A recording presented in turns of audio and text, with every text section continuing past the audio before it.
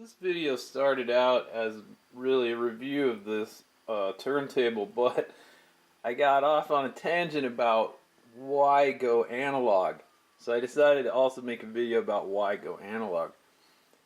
And I really gotta say, it's gonna be hard to explain unless you experience doing it for yourself or unless you remember playing records as a kid. You'll kind of understand what I'm about to talk about. So I was born in the 70s, and when I was a kid, music wasn't just something that was on, it was something that you did. And I think that's a critical difference between the way people enjoy music today, mostly, and the way that you can enjoy music and the way that music was enjoyed for a long time with analog devices that you had to interact with. Queuing up a file on your phone just ain't the same as this. So right there is a really good example. Obviously, that record there is Dark Side of the Moon, and if you bear with me just a little bit, I want to kind of explain something. So Dark Side of the Moon came out in 1973 when I was 2 years old. And I think that I discovered it around when I was 14 or 15, like a lot of people do. When you first discover music as a teenager, it's a visceral, deep experience, and I think it's formative for a lot of people. And so this album is formative for me, and it really defines a lot of what has happened in my life. And I think I own about 5 different copies of it, and that's why I'm going on about this. So bear with me for a minute. But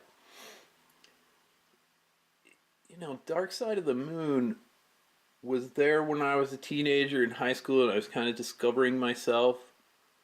Dark Side of the Moon was playing the first time I ever made love. And I'm totally serious about that. The song Time came on and it actually punctuates that experience for me. It's one of the things that I remember about losing my virginity is that Time came on the radio. This record was there for me when my kids were young. I think it's probably some of the first music my kids ever heard would have been Dark Side of the Moon. We were big metal fans, and we had a lot of music of different genres. We also liked ballads and everything. In the 90s and the 80s, we loved that kind of music, and the kids were exposed to this stuff, so it's valuable to them too. And later on in my life, when I was going through my divorce and I was depressed, this record was there for me. And when I kind of triumphed over that and recovered and my life started getting better, this record was there for me.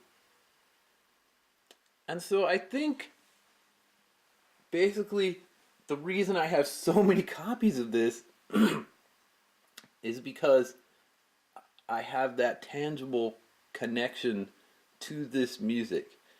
And so I have a digital copy of it that I purchased a couple of years ago. I have a tape of it that I probably got back in the 80s when I was discovering music. That would have been my first tape of this record, first copy that I ever had. And then in the 90s, the late 90s, early 2000s, I had a huge CD collection, and this was definitely in there. I remember playing the CD from this in my car. Later on in like the Napster era, I remember having, and I think I still have it somewhere, so please don't bust me, RIAA, but I have a single track, single file copy of a CD of this. And then now I also have this brand new vinyl copy of it. And there's just something different about this that you don't get with the tape, and especially not with the digital file, and definitely not with the CD. Although I remember the jacket from the CD being pretty good from Dark Side of the Moon. But let me show you. Obviously you get the record, which is on the player. I was listening to it. And, you get the album jacket itself with the great simple artwork, the beautiful prism. And then this, I remember this similar artwork to this being in the tape. And obviously you get all the lyrics and everything, because an album's big, you can print all this stuff. And then you get this magical stuff as well.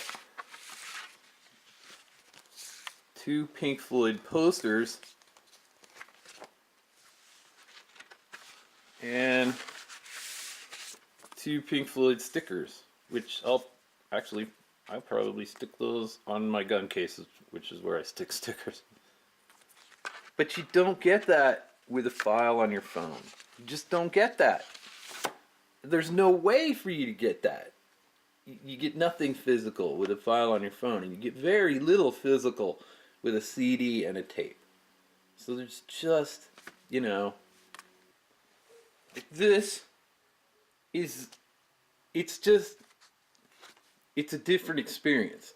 You can have a tactile relationship with your music.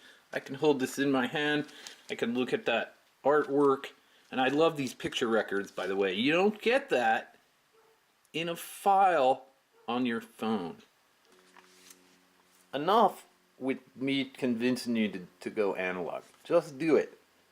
You get this great experience of this music that has been part of your life.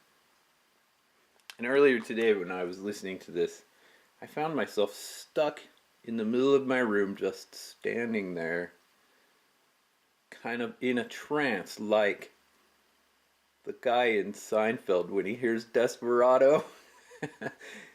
It just gets me every time, and I've probably heard it 1,000 times, literally, but it still gets me every time. And being able to hold it in my hands like that, I don't know.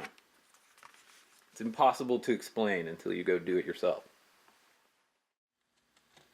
I actually missed that sound right there.